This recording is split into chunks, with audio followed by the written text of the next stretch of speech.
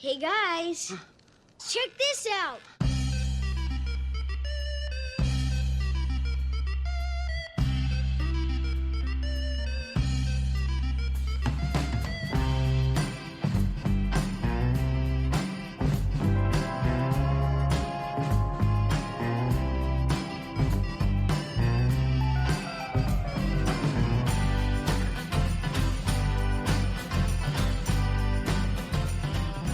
Hello and welcome to Check This Out, a podcast where we take an analytical view of the media that appeals to us as individuals and why.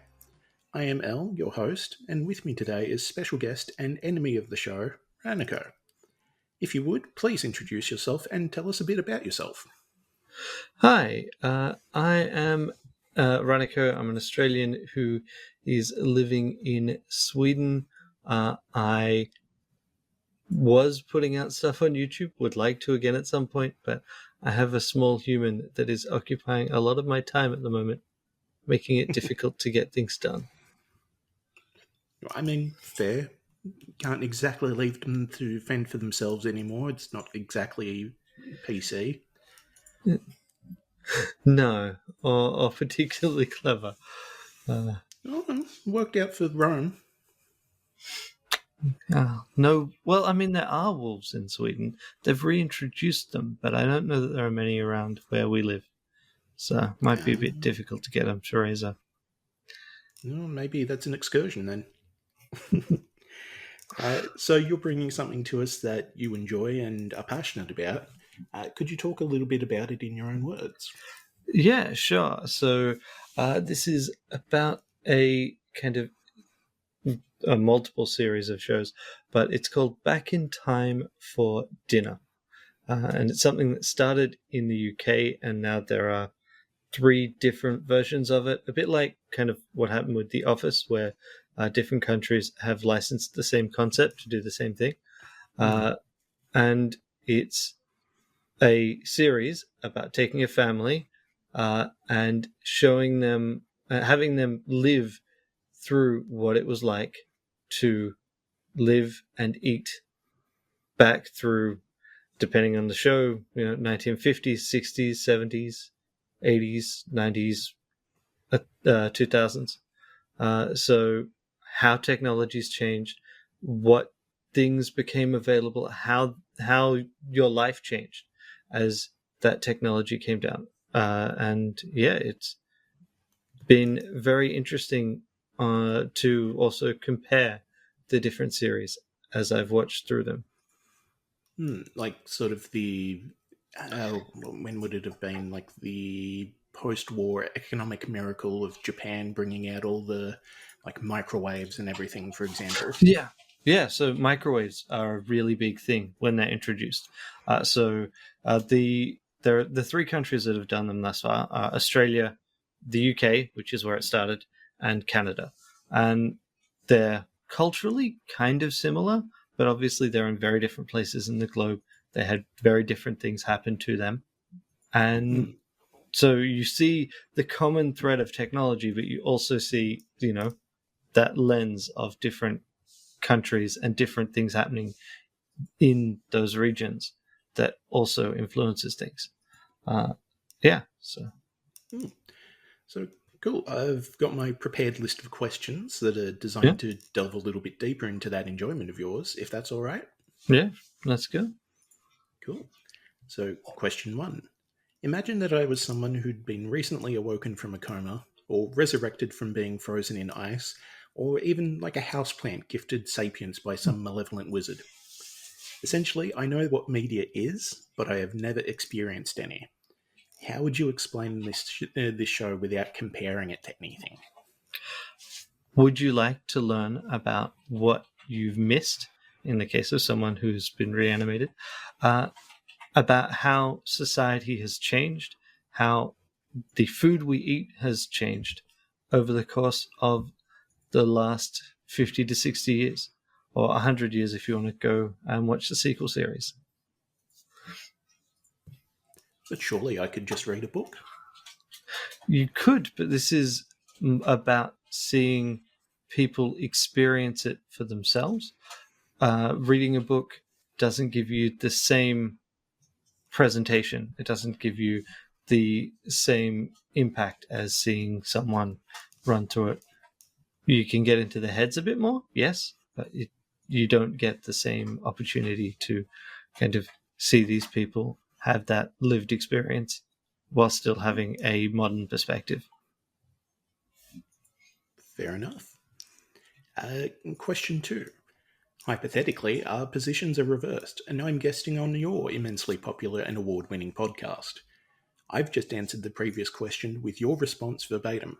What stood out to you the most? So I think it is that lived experience, the fact that they're getting these people to act out those roles, to grapple with the devices, the food, and the food availability that was present in the past. So for me, I know that the way I cook is very much based on how ingredients are available to me. The fact that I can very easily freeze leftovers, right? That's not always been true. But what would life have been like when every meal you've got to make basically has to be made from scratch? And restaurants aren't really available, takeout's not really available. How does that impact things? And how do you feel about being stuck in particular societal roles that then forces you into as well? I can just imagine from even like my own parents basically telling me the stories of, oh, you have to go out to the ice box. You got to wait for the milkman to come around this week. Yeah, exactly. Refrigeration is a really big thing, it turns out. And also, that depends on where you are. So, like I said, there's an Australian version of this. Every single decade, refrigeration is an important thing in Australia, right? Right from the 1950s, but even when they do the sequel series and they go further back in time, back to the 1900s, like we always have some sort of technology in place to try and keep our food cold longer because we live in a warmer climate. The UK, they spend 2 decades in the original series with no fridge, just a marble shelf in the pantry, which is cooler. It's a cool area. It's a cooler room. The meat will keep okay for a couple of days. Question 3.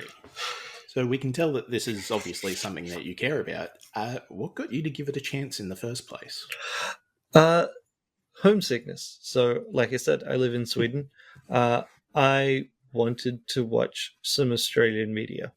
And so I bought myself a VPN, one of the various VPNs that get heavily advertised on YouTube, as it turns out, and got access to iView. And so for those unfamiliar, iView is the web platform for the ABC, the government broadcaster in Australia. And so you can watch a bunch of Australian shows that way. And one of the ones that caught my eye was Back in Time for Dinner. It seemed a bit similar to a show that my wife had quite enjoyed here in Sweden, which I never quite got into, which is also basically about life and food in previous eras. And yeah, I thought that would be an interesting show to watch. And then I kind of was like, who came up with this idea? And then started using the VPN to watch shows available from other government broadcasters elsewhere. So, yeah, because I'm just thinking the premise kind of reminds me of, at the very least, a Simpsons episode where they do this, but I think it's based off a real show, where it's just like, you are going to be living as if you were in the 1600s. Yeah. You're not allowed to do anything else. Here are the clothes you can wear. Yeah. The whole shebang. Whereas this sounds, it's a little bit more focused on just the food and everything. So, I mean, that's the lens that they approach everything. I think that a large part of this idea kind of came from the fact that in the UK, they did a food survey where they had a bunch of people, like a long-running food survey for decades, where people would record what they ate, what they what meals they were preparing and a little bit about why, but it was mostly the meals they were preparing. In each show, they've had historians involved, which also helps you get the context. But so I guess one thing that I didn't mention is in each case, what they've done is they've taken the family that's agreed to take part, they've taken their home, and each week they remodel the bottom floor of the house to match the era. So if it's the 1940s, that means that they have remodeled the living room, the kitchen, replaced all the kitchen gadgets, obviously, with ones from the 1940s, or at least recreations. The food that's in the pantry, the food that in later eras is also in the fridge, just everything. And and then they dress them up in the appropriate era clothes. They get people that were around in those times or work in a similar profession to talk about what people did. Right? It's not just the kitchen, though that's the main lens, but it's also a bit about what social life was like, what kinds of things a typical family was doing in that era, and a reasonably comfortable income. I should note, the idea is this is a middle class family. It isn't. At least the main series doesn't explore what it's like for any notable person in history, except in like an anecdote, and it also doesn't explore what it's like if you have basically nothing. Yeah, like if you were living through the Great Depression again, but on like a shoestring budget. Yeah, although I should note that each series, so Further Back in Time, which has been done in Australia and in the UK, does cover the Great Depression because it starts at 1900. So in the Australian one, you see like they go through the steps of like in the 1920s, you have various people getting part-time jobs and full-time jobs, the kids getting part-time jobs. And then the Great Depression hits, and during the 1930s, basically everyone slowly loses their jobs, and they have to work out how they're going to keep things going on a shoestring budget. The UK one, on the other hand, they're like, well, actually, people in this profession, most of them were totally fine. So actually, the 1930s was pretty great for them. And then they have a separate person who enters the show as the maid of all works, because a middle-class family in the UK at the start of the 1900s literally would have had a live-in maid. Like, it's a very different position to be in. Yeah, just a smidge. Yeah. So question 4. For some people, a sense of community and like-mindedness are integral to their enjoyment of something.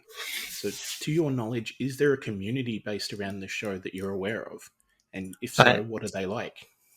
I have absolutely no idea. I've not done any research into it. So when it comes to games, I do actually like to look into the communities for things that I'm following. But for some reason, not for TV shows. Don't know why. So there's no like Back in Time for Dinner fan conventions? Not that I'm aware of. I mean, like I said, there could in theory be a fairly strong fan community. I've never even looked for it. So I have no idea. I mean, fair enough. As I said, that's for some people, Yeah. not everyone. Yeah. So question 5. There are many aspects of media that resonate differently with different people. What is your favourite part of a typical episode? I think my favorite part is dealing with just the loss of conveniences. I think my single favorite moment in any of the shows I've seen so far is in the first episode of Further Back in Time for Dinner, the Australian one, where they are preparing a meal and the eldest daughter goes, "Where is the milk? I can't find the milk in the cool box. And then the dawning realization that there is a cow outside.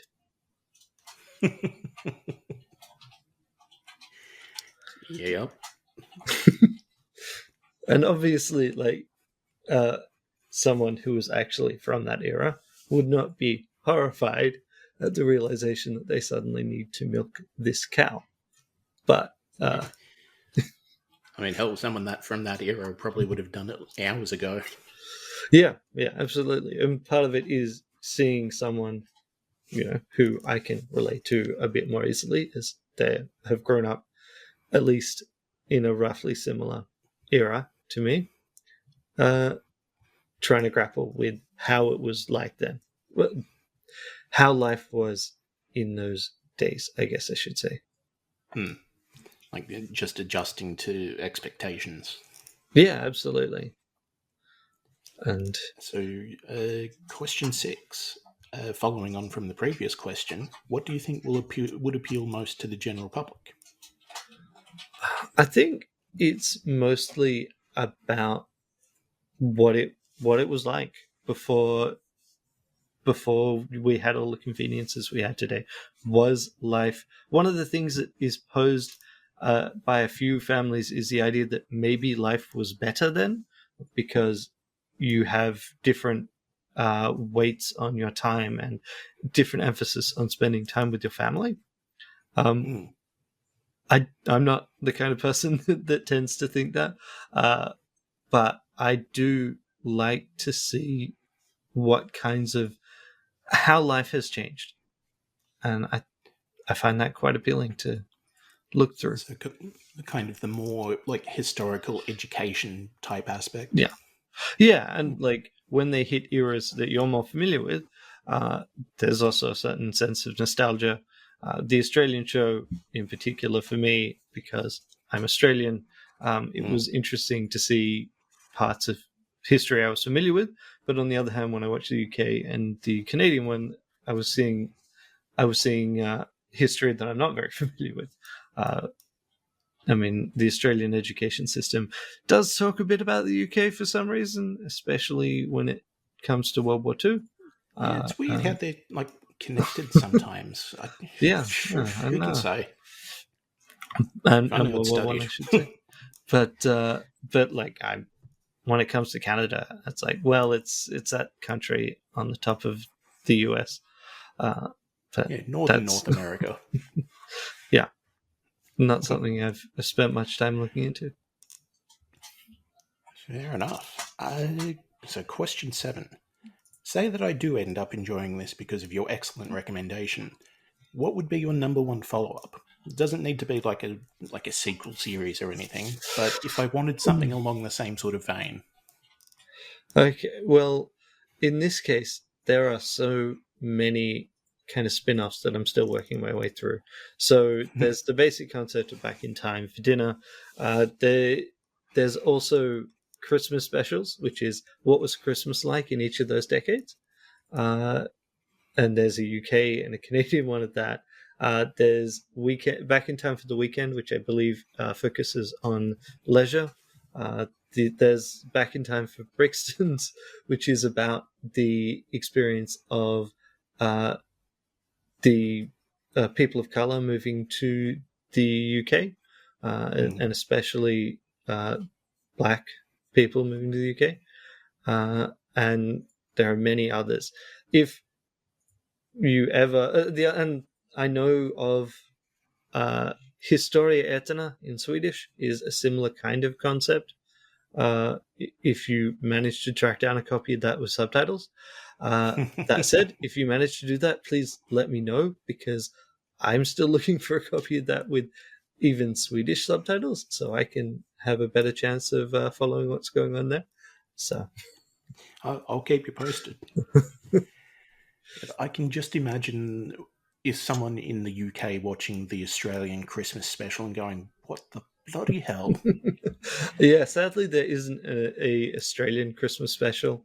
I guess they didn't consider that worth doing, since we don't tend to do Christmas specials. But Which is weird yeah, because of the amount of focus we get around Christmas and everything. yeah. But it It's is also like, interesting seeing it, things like the UK used to have ham as a very common Christmas meat. And I mm, remember that as a pretty common Christmas meat in Australia. But um, basically, it is not, at least according to the family that was focused on there. They never had it at Christmas before. It's just like fallen out of favor for turkey and that kind of thing. So that's where you've got mm. that common cultural connection that's been lost in the UK. So Yeah, because for people that don't know, which may surprise people that this isn't known, Australia is in the southern hemisphere. So Christmas time, it is summer. It is yeah, very hot.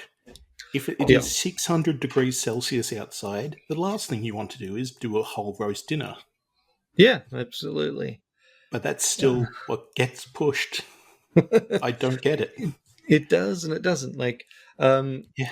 seafood, not exactly a common thing for your dinner in the UK uh, or Canada for your Christmas dinner. Cherries, I have people very confused at the idea that I would associate Christmas with cherries here in Mm. Sweden. Uh, yeah, there's definite kind of impacts that the fact that your Christmas is in Yeah. summer has. And yeah, that's why I'm surprised they haven't done an Australian one. Maybe that's coming up. Who knows? Yeah, I don't know how well it did. I mean, clearly it did well enough on the ABC that they decided to do Further Back in Time, and that came out last year. Further Back in Time for Christmas came out last year, and in fact, one of the two properties they looked at using for filming Further Back in Time burnt in the bushfires. So they were pretty lucky to have You might need to narrow that down a bit. burnt in the very big bushfires at the start of 2020. Okay. Because I was also going to say that for the very big bushfires, unfortunately. Yeah. Um, so, question 8. Sometimes our engagement with a piece of media comes from a position of relativity. Was there a family or like an episode that you specifically related to, and what about them drew you to it? Not really. So I think the Australian one was more likely to have that, right? It's based in Sydney, so one of the fun games for that was trying to work out roughly where in Sydney they were. Mm. Um, uh, but I was horrified to find out that the family that they picked for this don't like Vegemite. That's just sick and wrong. Oh, how? Why? Yeah. Names and places. Give me now. Well, I mean, if you watch the show, you get their names.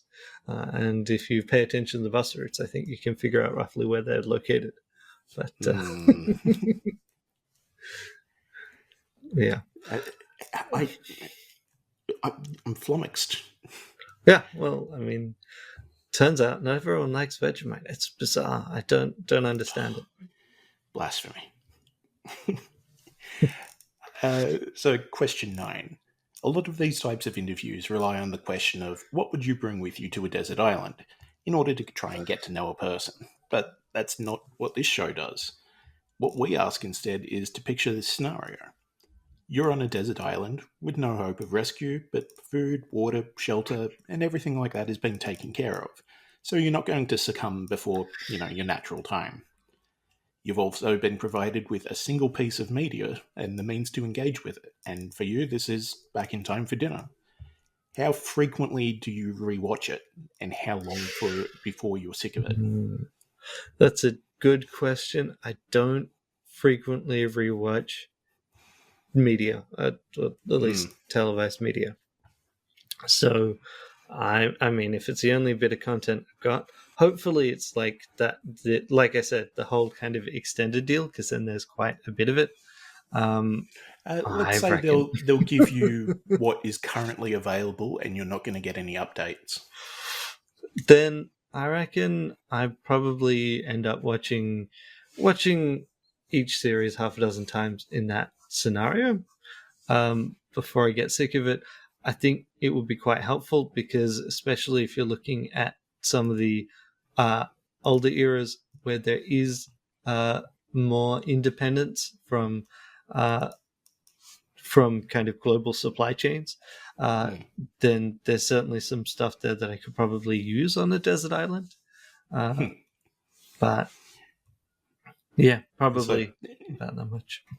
It's like taking the what is it, the Primitive Tools or something like that, the YouTube guy. Yeah. I mean, admittedly, like 1900s is nowhere near Primitive Tools, but still, there's certainly some ideas that could come from it, and some discussions that they have around sustainability and basically your relationship to the food that you eat. That probably would be useful. So like, certainly the short segments they had on finding food with some Aboriginal, just some people of Aboriginal descent in the Australian Further Back in Time for Dinner would be quite useful. Yeah, it's like the useful tips of like, don't load up on sugar if you're stuck on an island. Yeah. And that happens to be all the questions I have. So thank you for indulging me. So hopefully that's given people a little bit of a deeper insight into your perspective. Now, before I ruin the show further by just talking for myself for a bit, it's time for everyone's actual favourite part, a word from the sponsors. Thank you, sponsors. Hey, you know something funny? I love you. People don't say that enough.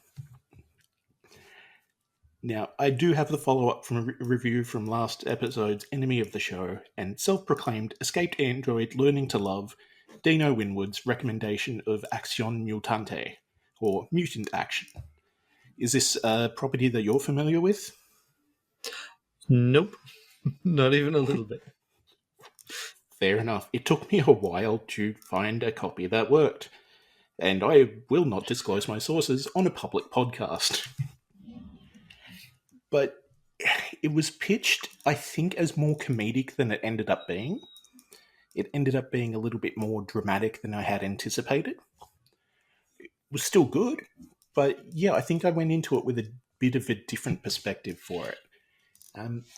Basically, it is a group of physically and mentally disabled or like altered people doing a terrorist group that targets all of the beautiful people, all of the like high society that get by on looks and smarts and everything like that.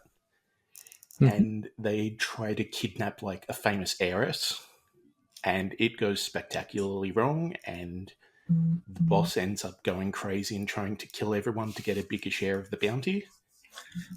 That sounds and then great. Kind of abruptly ends out of nowhere, but not nearly as abruptly as like a Blazing Saddles or a Holy Grail,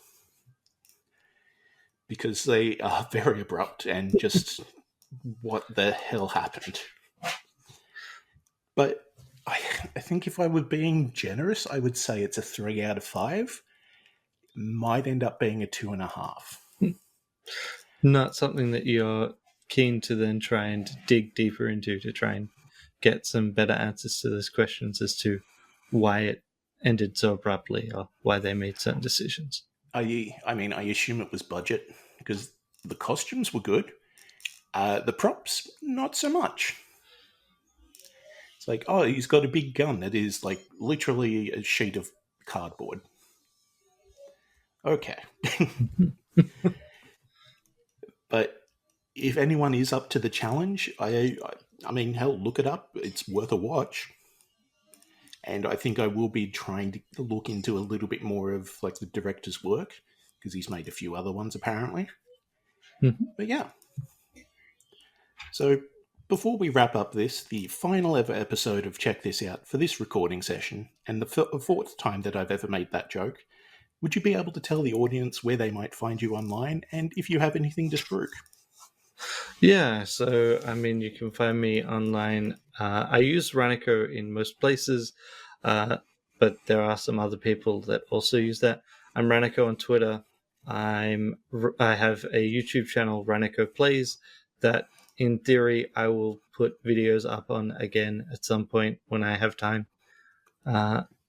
Mostly do daily challenges of roguelike games and try and do tip videos for the games that I've been playing. Unfortunately, right now, that is a mobile game called Star Trek Fleet Command and pretty much nothing else. I mean, I'm a big fan of your Heat Signature series. I'm a big fan of Heat Signature. Yes. If I were to do this again, I probably would be interested in talking about that game. That's so good. It is. And on that note, I've been Al. I've been Raniko. And this has been Check This Out, a podcast of media positivity. And remember, ask yourself, does the Pope shit in the woods